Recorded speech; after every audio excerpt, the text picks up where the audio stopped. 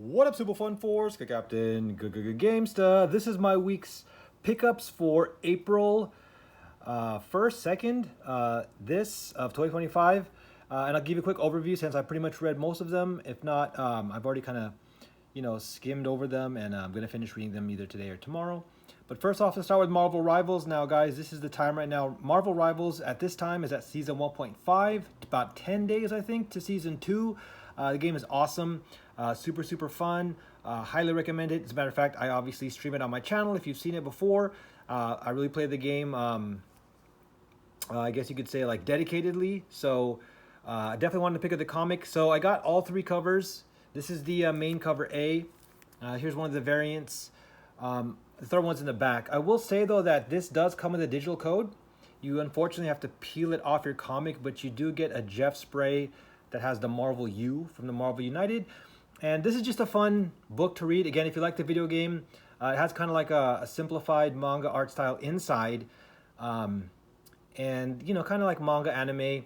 And it basically is telling the story of all of them fighting and stuff like that, and what's going on between, Peter Parker and Penny Parker.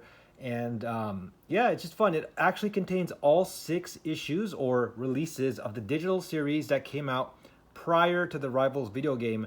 So this isn't technically new, but it's the first time you can get it in a physical format. And again, it's only a one-shot, and you get all 6 parts or installments from the original digital Marvel Unlimited release. All right. Next up, Spider-Boy number 18. This is the start of a new arc.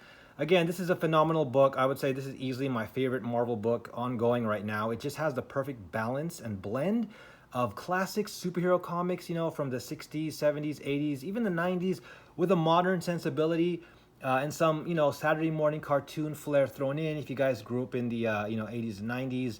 Just an absolute fun book. This one, we see a plot thickening with Mr. Negative, as well as a little bit more of a, insight into Spider-Boy or Bailey Briggs' origin. And again, I really enjoy how this series, Dan Slott has done an amazing job here building not only the character, his relationship to Peter Parker, but, the Rogues Gallery and the supporting cast are all interesting, and, they're entertaining, they're fun, it's such a joy to read, guys. So check it out. So again, this is that issue, and Spider-Man is connected because the only thing I will say is, he's still trying to look out for Bailey. He doesn't want him to have the web shooters yet. He doesn't want him to be taking on these quote-unquote A-list villains, ones that are stronger. And he definitely classifies Mr. Negative as one of those. And, Bailey and his friend Christine from the Feast Center is they get into a little bit of some shenanigans. So definitely continue reading this, and, get the back issues if you can. So many fun alternate covers as well. All right, so here's some DC. I got Absolute Superman number 6. I just read number 5, so I haven't had a chance to read this one. But as you can see from the main cover, we're going to go a bit deeper into his past on basically what happened to him when he was growing up in Smallville. Again, a lot different from the original Superman mythos. But again, this is wonderful. Again, I really think Absolute has been nailing it out of the park. Almost a perfect launch of a universe, like a modern take on these superheroes without being too dark, grim, violent, or gritty like the Ultimates. I don't really like what they've done with Ultimates in Marvel, so I don't bother with that. But Absolute has really definitely won me over and back into reading DC. So here's the covers that I also got with that. These are the variants here. Super cool. Oh, and here's the other Rivals cover. This is the one that's going to be my reader copy. I'm going to pull out the digital code from this one. This is my least favorite cover. It's still cool. You got Luna there. You got Jeff. Thor's getting stepped on, and this random rubber ducky. So this is the one I'm gonna peel out the digital code and read this one. And then I picked up for Absolute Green Lantern. I wasn't as excited for this. I don't know. Like, I've always wanted to see a male Asian Green Lantern. We don't have, very little Asian American characters in comic books that are done well, even less so in DC compared to Marvel. And since the Green Lantern Corps is such, already a cosmically you know, diverse race of lanterns. You know, we have a bunch of great guys. You know, we have Hal Jordan, you know, John Stewart, you know, Guy Gardner, Kyle Rayner, I believe. You know, Joe Mullen is still a great character. You know, I like all the corpse, the Green Lantern corpse.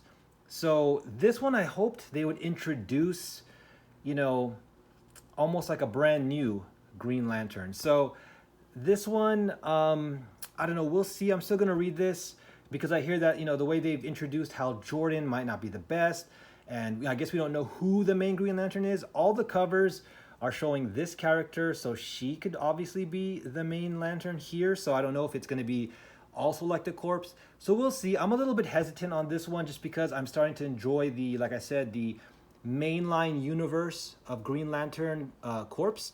So if this is not, you know, I guess giving me what the main DC Green Lantern corpse is giving me, then I might not follow up with this one. Whereas, you know, like Superman, I don't read any of the mainline Superman comics anymore.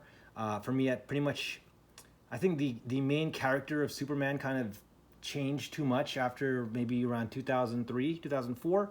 That's kind of where the canon for me ends. I mean, not to say there's aren't good books. I know there's a lot of people who like, I think, the current Action Comics and Superman run, but it's a bit too much, a little bit overdone for me. But so we'll see how this one turns out in the future. And then lastly, I got X-Men 14. I just picked up the variant cover here of Magneto from Capcom. I like this art style. It's not as important for me to get like all of the covers because this issue's not really anything special. If they didn't have this too, I'm not gonna seek it out. There's a bunch of Capcom covers I didn't get, but you know, back in the 90s, I bought the Capcom Illustrated art book. I actually don't know if I still have it, but I would rather just get, you know, more of those again, you know, the actual Capcom illustration books. But again, this is still cool to have, again, because I am reading this, and my thoughts on the X-Men, this is the only X-Men book from the modern Marvel Universe that's really worth it. I'm still reading Uncanny X-Men, but I think I'm going to drop that one because it's becoming the Uncanny Outsiders. You know, I'm not really feeling the team like as much. Like, they're okay, but like I don't know. They're not really, to me, I enjoy like the New Mutants from the 80s, and then into the 90s and 2000s, I really like Generation X. So I'm like, I don't know, man, another group of these four young mutants that aren't as unique and interesting. But that's Uncanny X-Men. So sorry, going back to this one, this is like, for me, an okay way to enjoy X-Men. You know, I like the mutants, obviously. I like these characters, you know, Cyclops and stuff like that. Quentin's actually new to me, but, you know, the artwork is decent, the writing is decent, and it's entertaining for what it is. But like I said, I don't really see this as X-Men canon anymore. For me, that ended after the, you know, the Executioner song, after Onslaught, Heroes Reborn. That to me is a final Marvel canon. This is all kind of just like a what if and a, you know, the only option right now to enjoy X-Men, and it's decent. I didn't like Krakoa.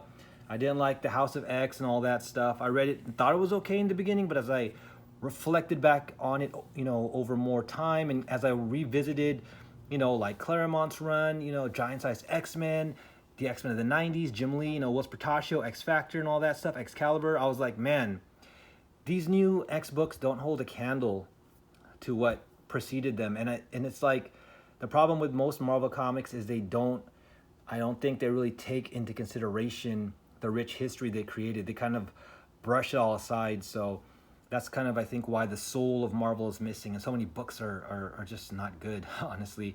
But anyways, if you are a huge X-Men fan, I suggest you start with Claremont, you know, Jim Lee in the 90s, you know, get Giant Size X-Men, get some of this stuff as far back as you can. Really understand what makes X-Men the X-Men. And then, of course, you know, the X Factor series that also spun off alongside, you know, Excalibur and New Mutants. Get that stuff from the 80s and the 90s if you really want to consider yourself an X-Men fan and really understand where it comes from. And then you can, you know, enjoy these books for what they are if you like any of them. But for me, X-Men is, you know, the only other one, and Uncanny's okay. But all the other ones they've been releasing, I'm glad. I think they're all getting canceled. You know, NYX, Exceptional X-Men, X-Force, X Factor, all these new books that they released just, I don't know, 6 months back. They're basically all already failing because, once again, they don't have anything connecting them to what the true soul is of X-Men comics. Well, anyways, on a positive note though, there's still a lot of great stuff coming out in the modern books, and this is what I picked up this week, so I would recommend any of these. And other than that, let me know in the comments below what you guys picked up. All right, thanks so much. Peace.